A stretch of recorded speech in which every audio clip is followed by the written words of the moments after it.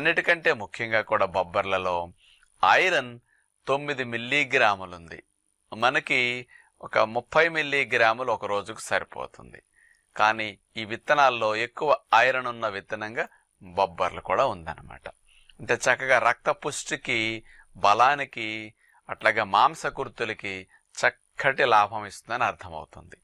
మరి 100 గ్రాముల బొబ్బర్లలో 24 గ్రాముల ప్రోటీన్ అంటే మేక మాంసంలో 21 గ్రామ్ ప్రోటీన్ ఉంటుంది 100 గ్రాముల మేక మాంసం.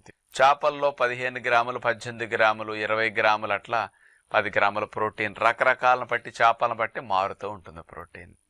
కోడి మాంసంలో 24, 25 గ్రాముల ప్రోటీన్ ఉంటుందన్నమాట 100 గ్రాములు తీసుకుంటే. బొబ్బర్లలో సేమ్ చికెన్ వల్లే 24-25 గ్రామ్స్ ప్రోటీన్ అన్నమాట.